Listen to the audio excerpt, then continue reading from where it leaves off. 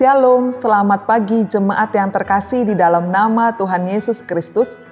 Sebelum kita menjalani segala aktivitas kita pada hari ini, kita akan menerima firman Tuhan yang akan mengarahkan kita untuk menjadi pribadi yang lebih baik lagi. Tapi terlebih dahulu mari kita bersatu di dalam doa. Kami sungguh bersyukur kepadamu ya Tuhan atas segala kasih dan kebaikan Tuhan yang masih tetap kami rasakan sampai dengan saat ini. Terima kasih atas istirahat yang tenang, yang damai, dan juga kehidupan yang baru yang Engkau sediakan bagi kami.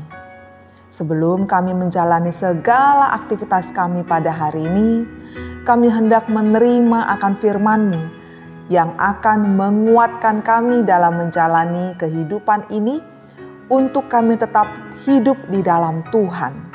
Kiranya Roh Kudus memberikan kami pengertian dan juga memberikan kami damai sejahtera agar kami dapat mengerti firman-Mu, melakukannya dalam kehidupan kami sehari-hari.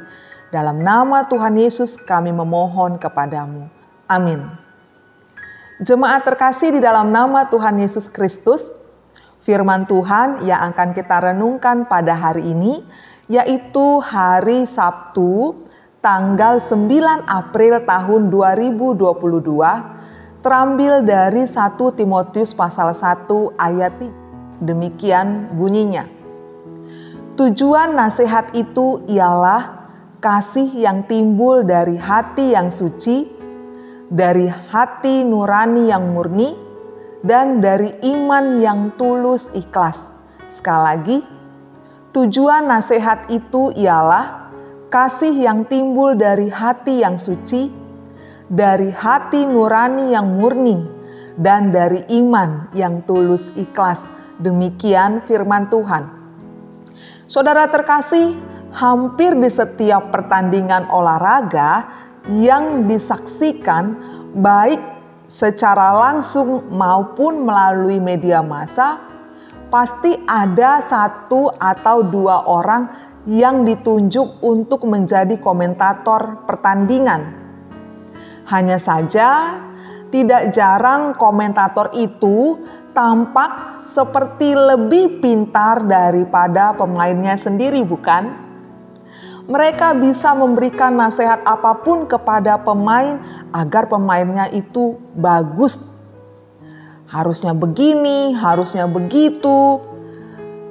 Lalu, apakah pemain tersebut mendengarkan dan mengikuti nasihat dari komentator itu? Belum tentu, atau mungkin tidak, karena pemain itu tidak mendengar secara langsung apa yang disampaikan oleh komentator itu. Demikian dengan yang namanya memberi nasihat. Seringkali orang sangat mudah untuk memberikan nasihat kepada orang lain, terlepas dari niat dan tujuan diberikannya nasihat itu. Bahkan ada juga orang yang tidak mau menerima nasihat dengan alasan, kamu saja belum benar hidupnya, sudah sok menasehati aku. Benar dulu dirimu, baru bisa nasehatin orang. Menurut saudara, benarkah pernyataan tersebut? Saudara terkasih, firman Tuhan hari ini adalah tentang tujuan nasihat yang sebenarnya itu diberikan kepada seseorang. Paulus dalam suratnya kepada Timotius mengatakan bahwa nasihat itu harus diberikan dalam 3 hal atau berasal dari 3 hal. Yang pertama, berasal dari kasih yang timbul dari hati yang suci. Supaya apa? Supaya mereka yang mendengar nasihat juga boleh memiliki kasih yang sama dengan kasih Tuhan ataupun kasih yang ada dalam diri kita. Sebagai contoh, jika ada orang yang sedang dimusuhi oleh orang lain atau disakiti oleh orang lain, kira-kira nasihat apa yang harus kita berikan kepada orang itu? Salah satu nasihat yang baik adalah agar orang tersebut mau untuk mengampuni orang yang telah menyakiti dirinya. Dalam hal itu kita memberikan nasihat dalam kasih, supaya orang tersebut memiliki kasih yang sama dengan kita, yaitu mengampuni akan orang yang menyakiti kita. Akan tetapi, bila mana kita belum hidup di dalam kasih, seperti misalnya hati kita masih diliputi dengan sakit hati, dengan kebencian, dengan kekecewaan, ataupun sulit mengampuni akan orang lain, maka akan mustahil kita dapat memberikan nasihat dalam kasih. Yang ada, nasihat itu hanya sekadar perkataan biasa saja. Atau bisa juga kita malah jadi memanasi keadaan dan menambah kemarahan serta kebencian dalam diri orang tersebut. Nasihat yang timbul dari kasih yang suci itu seperti layaknya nasihat yang baik yang disampaikan oleh orang tua yang ingin melihat anaknya itu menjadi anak yang baik, anak yang takut akan Tuhan, anak yang penuh cinta kasih dan menjadi berkat bagi banyak orang. Lalu yang kedua, nasihat yang berasal dari hati yang murni. Supaya apa? Supaya yang mendengar nasihat dapat membedakan mana nasihat yang diberikan dengan maksud yang baik dan mana nasihat yang diberikan dengan maksud yang tidak baik atau ada udang di balik bakwan. Kita yang memberikan nasihat harus belajar untuk menjaga hati dan motivasi kita dari niat hati yang tidak tulus untuk membantu ataupun mengarahkan orang lain. Misalnya karena kita iri hati, karena kita dendam, atau karena punya rasa tidak mau kalah dengan orang lain, atau haus kehormatan, atau karena mengharapkan sesuatu, maka kita memberikan nasihat dengan hati yang tidak murni. Jangan sampai kita memberikan nasihat kepada orang lain dengan tujuan untuk keuntungan dan atau kepentingan diri kita sendiri. Sebagai contoh, jika ada orang lain yang sedang sakit, apakah kita boleh menawarkan obat yang kita jual? Misalnya, produk obat itu dari MLM. Tentu kita tahu ya produk MLM yang kita ikuti atau yang sedang kita kerjakan. Jika obat tersebut memang benar-benar manjur dan kita tahu bahwa khasiatnya itu sangat baik bagi orang yang sedang sakit, maka tidak salah kita menawarkan obat yang kita jual. Akan tetapi jika tujuan kita menawarkan obat atau produk tersebut hanyalah supaya produk kita itu laku dijual dan kita dapat poin, kita dapat untung, bahkan kita dapat bonus dari MLM tersebut, maka itu bukanlah nasihat yang tulus ikhlas. Di sini nasihat kita akan mulai dengan penyimpangan dari jalan yang seharusnya. Bila di balik nasihat itu ada keuntungan ataupun ada niat tertentu yang kurang baik. Karena itu Paulus katakan bahwa nasihat yang baik itu adalah harus dari hati yang murni. Lalu yang ketiga adalah nasihat yang berasal dari iman yang tulus ikhlas. Nasihat yang diberikan dari iman artinya adalah dalam setiap hal nasihat yang kita berikan itu tidak menyimpang dari kebenaran Kristus. Misalnya kepada orang yang sakit kita minta supaya dia bertobat karena penyebab sakitnya adalah dosa-dosanya. Padahal tidak semua penyebab sakit itu karena kesalahan dirinya sendiri, tapi juga karena ada rencana Tuhan di balik sakitnya itu. Seperti teman-temannya Ayub yang memberikan nasihat kepada Ayub bahwa semua penderitaan yang Ayub alami itu karena dosanya. Padahal karena Tuhan mengizinkan itu terjadi pada dirinya.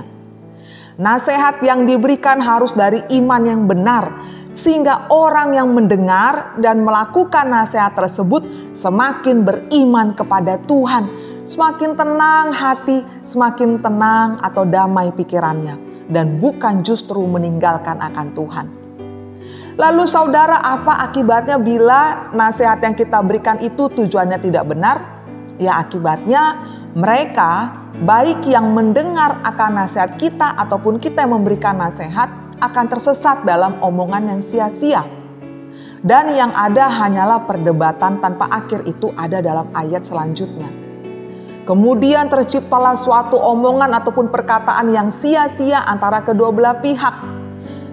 Nasihat yang menyesatkan jika dilakukan maka akan timbul sebuah masalah yang baru. Dan orang yang menerima nasihat akhirnya menyalahkan orang yang memberi nasihat tersebut. Oleh karena itu, kita yang hendak memberi nasihat harus menguji diri kita sendiri dahulu.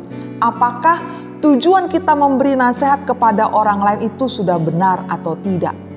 Bukan hanya itu saja, sebelum kita memberikan nasihat kepada orang lain, kita harus terlebih dahulu berdamai dengan diri kita sendiri.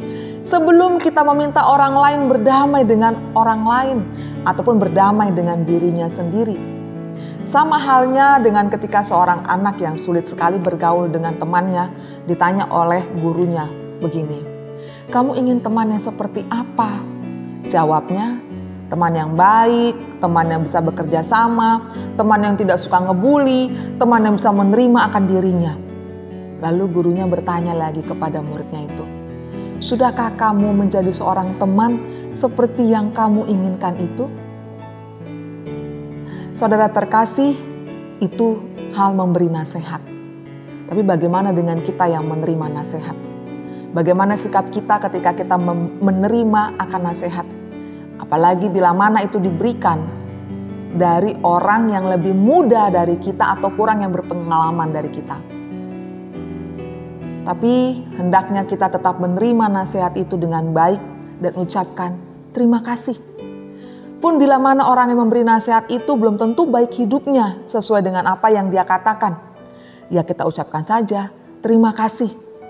Lalu doakan dalam hati. Kiranya dia juga menjadi baik dan hidupnya sesuai dengan apa yang dia katakan atau nasihatkan itu. Dengan demikian kita terhindar dari kesombongan iman. Amin. Mari kita berdoa. Kami bersyukur Tuhan atas firman-Mu yang telah kami dengar pada pagi hari ini. Terima kasih banyak Engkau mengajarkan kami untuk kami memiliki tujuan yang baik, yang benar ketika kami memberikan nasihat kepada orang lain. Harus dengan kasih yang murni, yang tulus, hati yang murni, dan juga iman yang tulus ikhlas. Tuhan, mampukanlah kami untuk kami dapat menguji diri kami juga melihat apakah perkataan atau nasihat yang akan kami katakan itu benar-benar sudah berasal dari kasih, dari hati yang tulus, yang murni, dan juga iman yang tulus ikhlas atau tidak. Jangan biarkan kami mudah menasihati orang lain karena kepentingan kami sendiri, karena kami haus kehormatan atau kesombongan dan lain sebagainya. Tapi biarlah itu dari hati yang baik, dari hati yang benar ya Tuhan. Juga bila mana Tuhan kami menerima akan nasihat dari orang lain. Baik itu dari orang yang lebih muda dari kami, orang yang mungkin di bawah kami Tuhan, atau kurang berpengalaman dari kami, ataupun dari orang yang belum tentu hidupnya lebih baik dari kami. Kiranya kami Tuhan bisa mendengar dan menerimanya dan mengucapkan kata terima kasih dan mendoakan dirinya supaya apa yang dia nasihatkan itu juga dapat dia lakukan sesuai dengan apa yang dia katakan. Tuhan, kiranya Roh Kudus memimpin kami dan mengajarkan kami untuk kami dapat berkata dan berlaku dengan baik dan benar sebagaimana firman-Mu yang telah kami dapat pada hari ini. Berkatilah apapun yang akan kami lakukan sepanjang hari ini Tuhan. Peran tugas kami, tambahkanlah hikmat kebijaksanaan pada kami, dan juga teguhkan iman kami untuk senantiasa percaya padamu. Bila mana di antara kami Tuhan sedang berada dalam pemulihan dari sakit, ataupun menginginkan kesembuhan, ataupun merindukan akan pekerjaan, merindukan akan pasangan hidup dan juga keturunan, kiranya Tuhan mau berkenan memberikannya. Kesembuhan, pemulihan, pekerjaan, pasangan hidup, keturunan dengan cara Tuhan yang luar biasa. dengan waktu Tuhan yang indah dan juga tempat yang telah Tuhan tentukan. Kiranya iman kami, iman pengharapan kami tidak mati dan tidak surut. Tapi kami yakin percaya bahwa tangan Tuhan senantiasa memegang kami. Dan kami dituntun oleh Tuhan dalam melangkah. Supaya kami tetap hidup dengan baik dalam suka maupun duka kami. Terpujilah nama-Mu yang kudus. Dalam nama Tuhan Yesus Kristus kami memohon dan bersyukur kepadamu. Amin. Kasih karunia dari Tuhan Yesus Kristus dan anugerah dari Allah Bapa dan persekutuan dari Roh Kudus kiranya menyertai saudara sekalian. Amin. Kiranya Tuhan senantiasa menjadikan kita sebagai pribadi yang baik dan juga memiliki tujuan yang baik, yang benar ketika kita memberikan nasihat kepada orang lain. Dan juga hati yang mau menerima akan nasihat dari orang lain. Terpujilah Tuhan, Tuhan memberkati, salam sehat.